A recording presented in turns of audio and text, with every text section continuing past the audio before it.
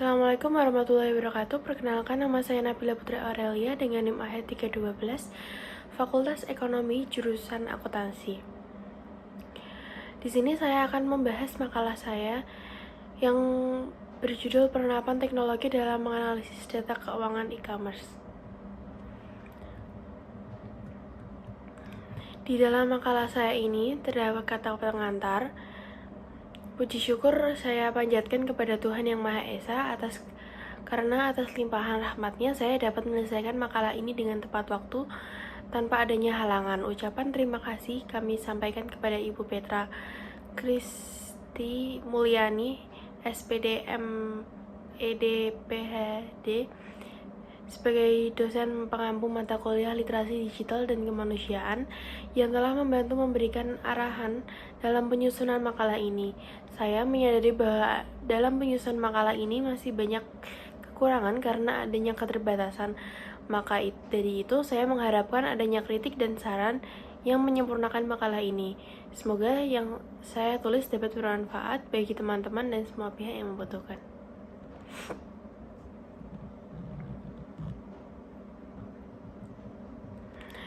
Pendahuluan.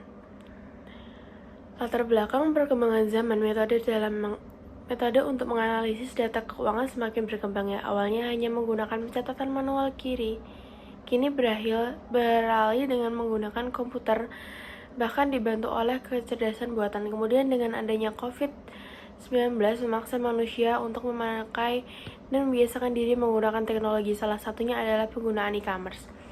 Dikarenakan keterbatasan mobilitas sosial, e-commerce menjadi jawaban atas permasalahan itu. Dengan itu pula, perusahaan e-commerce memiliki banyak pengguna dan banyak transaksi. Hal tersebut membutuhkan proses data keuangan dengan semaksimal mungkin dan secepat mungkin dengan volume yang bisa dilakukan oleh sistem komputasi. Albab et al. 2006 yang menyatakan bahwa sistem informasi merupakan bagian yang sangat penting dalam suatu sistem perusahaan. Sistem informasi akan menghasilkan sistem yang dibutuhkan pihak manajemen dengan akurat, cepat, dan tepat waktu. Salah satu sistem informasi yang berperan penting bagi wirausahaan adalah sistem informasi SIA.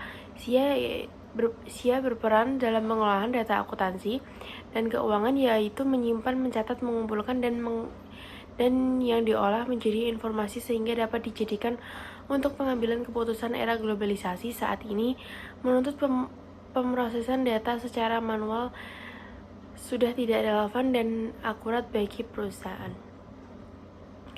Rumusan masalah yang pertama ada apa itu e-commerce, yang kedua ada apa saja pemanfaatan e-commerce dalam akuntansi, yang ketiga ada etika dalam dunia cyber, yang keempat ada mengapa harus menggunakan internet secara bijak, yang kelima ada aturan yang mengatur tentang informasi dan transaksi elektronik, apa saja perbuatan yang dilarang dalam UU ITE.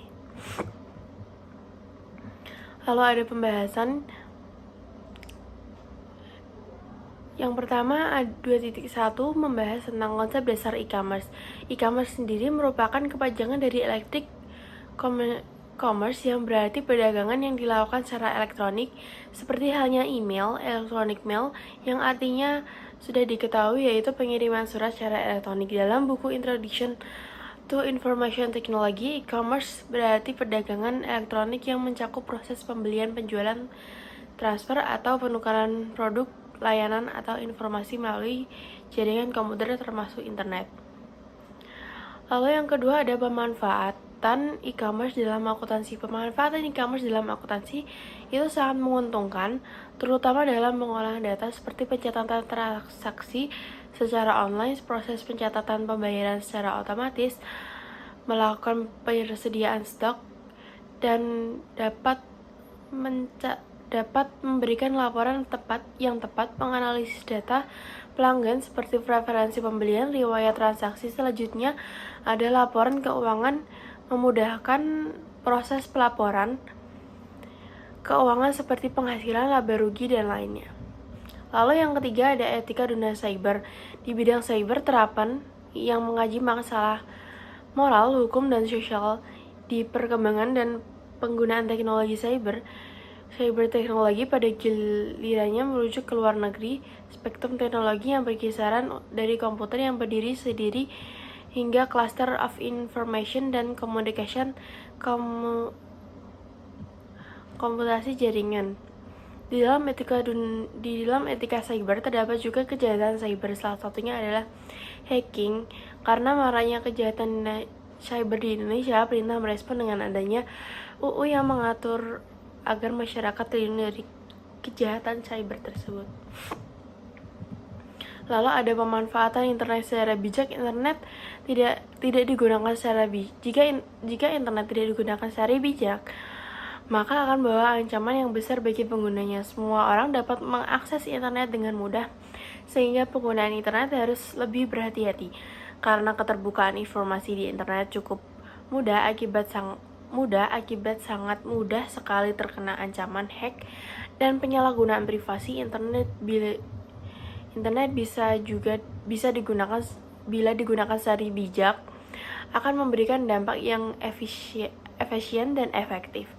Pemanfaatan fungsi dengan baik serta mencegah banyak risiko melalui penggantian password dan perawatan sistem hingga menggunakan antivirus dalam mengakses internet, serta jangan ceroboh dalam menggunakan akun yang penting yang memiliki keterkaitan dengan sektor uang seperti akun bank, akun sosial media, akun bisnis hingga akun profesional. Lalu yang kelima ada aturan hukum tentang informasi dan transaksi elektronik. Indonesia memiliki Undang-Undang Nomor 11 2008 yang mengatur tentang informasi dan transaksi elektronik yang berisi tentang definisi informasi, transaksi elektronik serta larangan dan pidangan untuk penyalahgunaan informasi dan transaksi elektronik. Lalu yang keenam ada perbuatan yang dilarang dalam UU ITE. Hal-hal yang dilarang serta dapat menjadi ancaman dapat dikenakan pidana menurut Undang-Undang ITE, yaitu yang pertama, tindakan pidana yang berhubungan dengan aktivitas ilegal, yaitu distribusi atau penyebaran transmisi dapat diakses konten ilegal yang terdiri dari yang pertama, kesusilaan diatur dalam pasal 27 ayat 1 UU ITE, perjudian pasal 27 ayat 2 UU ITE. Yang ketiga ada penghinaan atau pencemaran nama baik dengan pasal 27 ayat 3 UU ITE.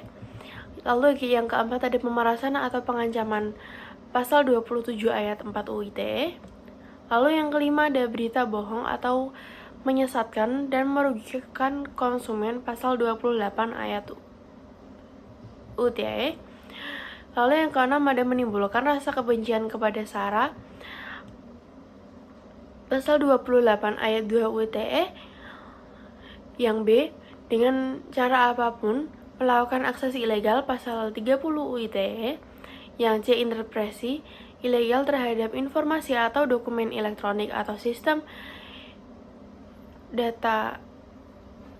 elektronik pasal 31 UU ITE. Yang kedua ada tindak pidana yang berhubungan dengan gangguan, yaitu gangguan yang pertama ada gangguan terhadap informasi atau dokumen elektronik, data inference pasal 32 UU ITE. Yang kedua ada gangguan terhadap sistem elektronik pasal 33 UU ITE. Lalu yang ketiga, tindak pidana memfasilitasi perbuatan yang dilarang pasal 34 UU ITE. Yang keempat ada tindakan pidana pemalsuan informasi atau dokumen elektronik pasal 35 UU ITE. Yang kelima ada tindakan pidana aksesoris 36 UU ITE.